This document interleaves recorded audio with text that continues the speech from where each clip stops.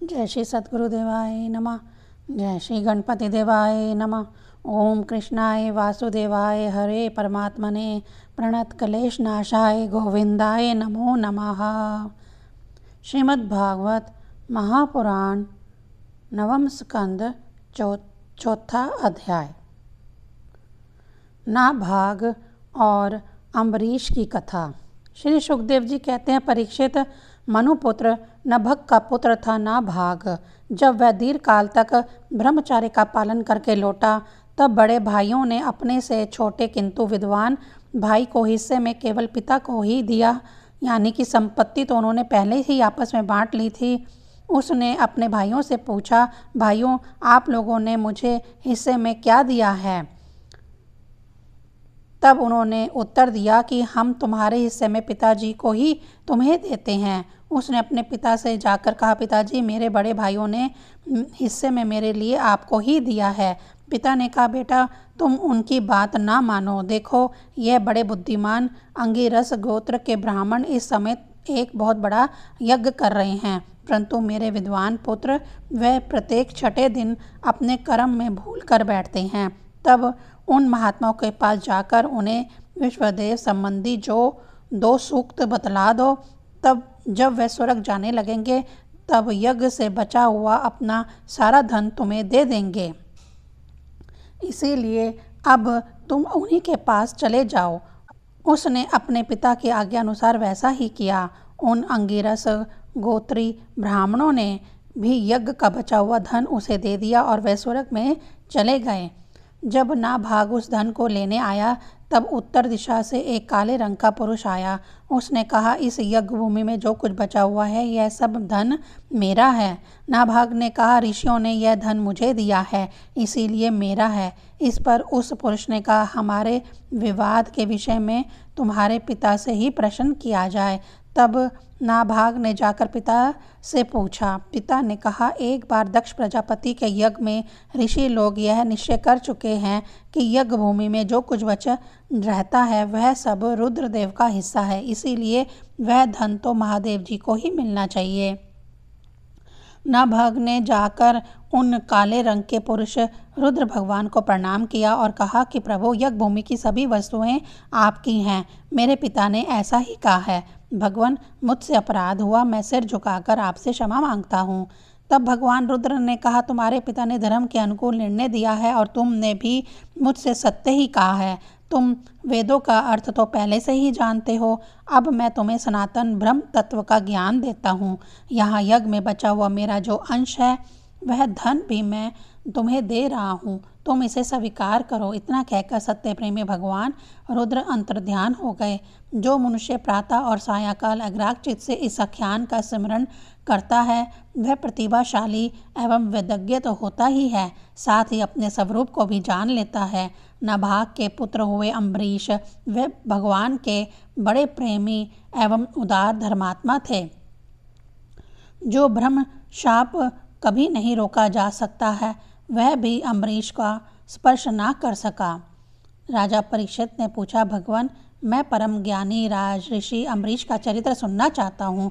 ब्राह्मण ने क्रोधित होकर उन्हें ऐसा दंड दिया जो किसी प्रकार टाला नहीं जा सकता, परंतु वह भी उनका कुछ ना बिगाड़ सका। श्री सुखदेव जी ने कहा, परीक्षित, अम्बरीश बड़े भाग्यवान थे।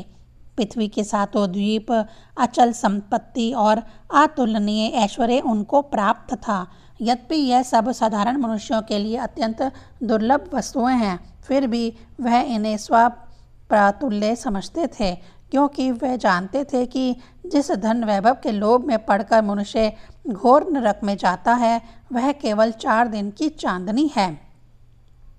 उसका दीपक तो बुझा बुझाया है। भगवान श्री कृष्ण में और उनके प्रेमी साधुओं में उनका परम प्रेम था। उस प्रेम के प्राप्त हो जाने पर तो यह सारा विश्व और इसकी समस्त संपत्तियां मिट्टी के ढेले के समान जान पड़ती हैं। उन्होंने अपने मन को श्री कृष्णचंद्र के चरणाविंद युगल में, वाणी को भगवत गुण अनुवर्णन में हाथों में श्री हरि मंदिर के मार्जन सेवा में और अपने कानों को भगवान अच्युत की मंगलमय कथा के श्रवण में लगा रखा था। उन्होंने अपने नेत्र मुकुंद मूर्ति एवं मंदिरों के दर्शनों में, अंग संग भगवत भक्तों के शरीर स्पर्श में, नासिका उनके चरण कमलों पर चढ़ी श्रीमती तुलसी के दिव्य गंध में और रसना को भगवान के प्रति अर्पित नैवेद्य प्रसाद में संलग्न कर दिया था। अम्बरीश के पैर भगवान के क्षेत्र आदि की पैदल यात्रा करने में ही लगे रहते और वे सिर से भगवान श्री कृष्ण के चरण कमलों की वंदना किया करते। राजा अम्बरीश ने माला, चंदन आदि भोग सामग्रियों को भगवान की सेवा में समर्पित कर दिया था। भोगों की इच्छा से नहीं, बल्कि इसलिए कि इससे वह भगवत प्रेम प्राप्त हो जो पवित्र कीर्ति भगवान के निज जनों में ही निवास करता है। इस प्रकार उन्होंने अपने सारे कर्म यज्ञ पुरुष इंद्रियातीत भगवान के प्रति उन्हें सर्वात्मा एवं सर्वस्व रूप समझकर समर्पित कर दिए थे और भगवत भक्त ब्राह्मणों की आज्ञा के अनुसार वे इस पृथ्वी का शासन करते थे। उन्होंने धन्य नाम के निर्जल देश में सरस्वती नदी के प्रवाह के सामने वशिष्ठ, असित, गौतम आदि भिन्न भिन्न आचार्यों द्वारा महान ऐश्वर्य के कारण सर्वांग परिपूर्ण तथा बड़ी बड़ी दक्षिणा वाले अनेकों अश्वमेघ यज्ञ करके यज्ञ अधिपति भगवान की आराधना की थी। उनके यज्ञों में देवताओं के साथ जब सदस्य और ऋतुज बैठ जाते थे तब उनकी पलकें नहीं पड़ती थी और वे अपने सुंदर वस्त्र और वैसे ही रूप के कारण देवताओं के समान दिखाई पड़ते थे। उनकी प्रजा महात्माओं के द्वारा गाए हुए भगवान के उत्तम चरित्रों का किसी समय बड़े प्रेम से श्रवण करती और किसी समय उनका गान करती। इस प्रकार उनके राज्य के मनुष्य देवताओं के अत्यंत प्यारे सुरग को भी इच्छा नहीं करते। वे अपने हृदय में अनंत प्रेम का दान करने वाले श्री हरि का नित्य निरंतर दर्शन करते रहते थे। इसीलिए उन लोगों को यह भोग सामग्री भी हर्षित नहीं कर पाती थी जो बड़े बड़े सिद्धों को भी दुर्लभ है।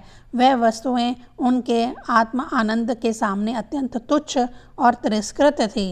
राजा अम्बरीश इस प्रकार तपस्या से युक्त भक्ति योग और प्रजा पालन रूप स्वाधर्म के द्वारा भगवान को प्रसन्न करने लगे और धीरे धीरे उन्होंने सब प्रकार की आसक्तियों का परित्याग कर दिया। घर, स्त्री, पुत्र, भाई, बंधु, बड़े बड़े हाथी, रथ, घोड़े एवं पैदलों की चतुरंगी सेना, अक्षय रत्न, आभूषण और आयुध आदि समस्त वस्तुओं तथा कभी समाप्त न होने वाले कोशों के संबंध में उनका ऐसा दृढ़ निश्चय था कि वे सब के सब आ सकते हैं। उनकी अनन्य प्रेममयी भक्ति से प्रसन्न होकर भगवान ने उनकी रक्षा के लिए सुदर्शन चक्र को नियुक्त कर दिया था जो विरोधियों को भयभीत करने वाले और भगवत भक्तों की रक्षा करने वाला है। राजा अम्बरीश की पत्नी भी उन्हीं के समान धर्मशील, संसार से विरक्त और भक्ति प्रयाण थी। एक बार उन्होंने अपनी पत्नी के साथ भगवान श्री कृष्ण की आराधना करने के लिए 1 वर्ष तक द्वादशी प्रधान एकादशी व्रत करने का नियम ग्रहण किया। व्रत की समाप्ति होने पर कार्तिक महीने में उन्होंने 3 रात का उपवास किया और एक दिन यमुना जी में स्नान कर मधुवन में भगवान श्री कृष्ण की पूजा की। उन्होंने महाअभिषेक की विधि से सब प्रकार की सामग्री और संपत्ति द्वारा भगवान का अभिषेक किया और हृदय से तन्मय होकर वस्त्र, आभूषण, चंदन, माला और अर्घ्य आदि के द्वारा उनकी पूजा की। यद्यपि महाभाग्यवान ब्राह्मणों को इस पूजा की कोई आवश्यकता नहीं थी, स्वयं ही उनकी सारी कामनाएं पूर्ण हो चुकी थी। वे सिद्ध थे, तथापि राजा अम्बरीश ने भक्ति भाव से उनका पूजन किया। तत्पश्चात पहले ब्राह्मणों को स्वादिष्ट और अत्यंत गुणकारी भोजन कराकर उन लोगों के घर 60 करोड़ गायें सुसज्जित करके भेज दी। उन गौओं के सींग सुवर्ण से और खुर चांदी से मढ़े हुए थे। सुंदर सुंदर वस्त्र उन्हें ओढ़ा दिए गए थे। वह गौएं बड़ी सुशील, छोटी अवस्था की, देखने में सुंदर, बछड़े वाली और खूब दूध देने वाली थी। उनके साथ धोने की सामग्री, उपयुक्त सामग्री भी उन्होंने भिजवा दी थी। जब ब्राह्मणों को सब कुछ मिल चुका तब राजा ने उन लोगों से आज्ञा लेकर व्रत का पारण करने की तैयारी की। उसी समय शाप और वरदान देने में समर्थ स्वयं दुर्वासा जी भी उनके यहाँ अतिथि के रूप में आ पधारे। राजा अम्बरीश उन्हें देखते ही उठकर खड़े हो गए, आसन देकर बिठाया और विविध सामग्रियों से अतिथि के रूप में आए हुए दुर्वासा जी की पूजा की। उनके चरणों में प्रणाम करके अम्बरीश ने भोजन के लिए प्रार्थना की। दुर्वासा जी ने अम्बरीश की प्रार्थना स्वीकार कर ली और इसके बाद आवश्यक कर्मों से निवृत्त होने के लिए वह नदी तट पर चले गए। वह ब्रह्म का ध्यान करते हुए यमुना के पवित्र जल में स्नान करने लगे। इधर द्वादशी केवल घड़ी भर शेष रह गई थी। धर्मज्ञ अम्बरीश ने धर्म संकट में पड़कर ब्राह्मणों के साथ परामर्श किया। उन्होंने कहा, ब्राह्मण देवताओं, ब्राह्मण को वो बिना भोजन कराए स्वयं खा लेना और द्वादशी रहते पारण ना करना दोनों ही दोष हैं। इसलिए इस समय जैसा करने से मेरी भलाई हो और मुझे पाप ना लगे, ऐसा काम करना चाहिए। तब ब्राह्मणों के साथ विचार करके उन्होंने कहा, ब्राह्मणों, श्रुतियों में ऐसा भी कहा गया है कि जल पी लेना भोजन करना भी है, नहीं भी करना है। इसीलिए इस समय केवल जल से पारण किए लेता हूँ। ऐसा निश्चय करके मनी मन भगवान का चिंतन करते हुए राजऋषि अम्बरीश ने जल पी लिया और परीक्षित वह केवल दुर्वासा जी के आने की बाट देखने लगे। दुर्वासा जी आवश्यक कर्मों से निवृत्त होकर यमुना तट से लौट आए। जब राजा ने आगे बढ़कर उनका अभिनंदन किया तब उन्होंने अनुमान से समझ लिया कि राजा ने पारण कर लिया है।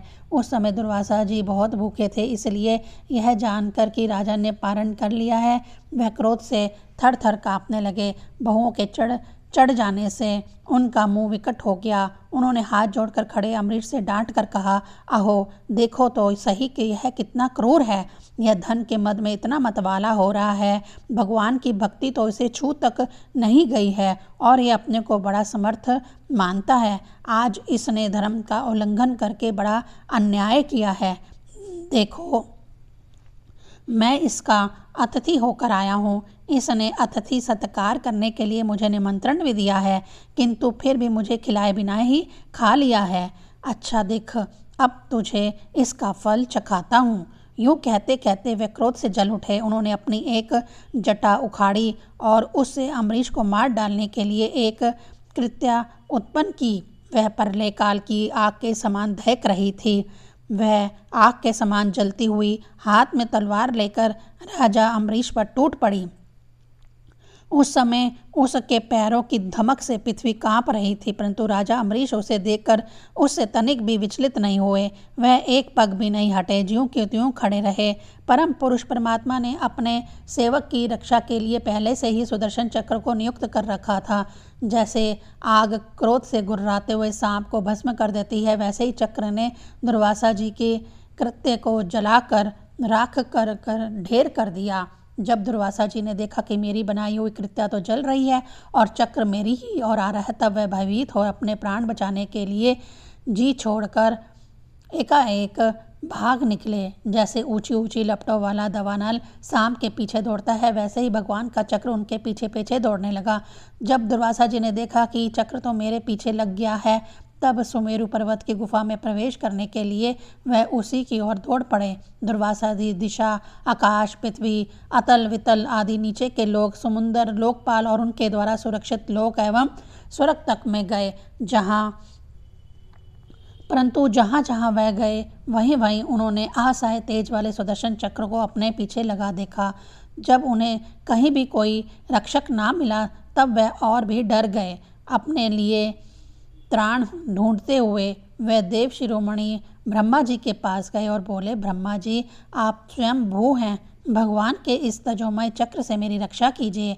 ब्रह्मा जी ने कहा, जब मेरी 2 अपराध की आयु समाप्त होगी और काल स्वरूप भगवान अपनी यह सृष्टि लीला समेटने लगेंगे और इस जगत को जलाना चाहेंगे, उस समय उनके भ्रंग मात्र से यह सारा संसार और मेरा यह लोक भी लीन हो जाएगा। शंकर जी, दक्ष, भृगु आदि प्रजापति, भूतेश्वर, देवेश्वर आदि सब जिनके बनाए नियमों से बंधे हैं तथा जिनकी आज्ञा श्रद्धाएं करके हम लोग संसार का हित करते हैं, उनके भक्त के द्रोही को बचाने के लिए हम समर्थ नहीं हैं। जब ब्रह्मा जी ने इस प्रकार दुर्वासा को निराश कर दिया, तब भगवान के चक्र से संतृप्त होकर वह कैलाशवासी भगवान शंकर की शरण में गए। श्री महादेव जी ने कहा, दुर्वासा जी, जिन अनंत परमेश्वर में ब्रह्मा जैसे जीव और उनके उपाधिभूत कोश इस ब्रह्मांड के समान ही अनेकों ब्रह्मांड समय पर पैदा होते हैं और समय आने पर फिर उनका पता भी नहीं चलता, जिनमें हमारे जैसे हजारों चक्कर काटते रहते हैं। उन प्रभु के संबंध में हम कुछ भी करने में समर्थ नहीं रखते।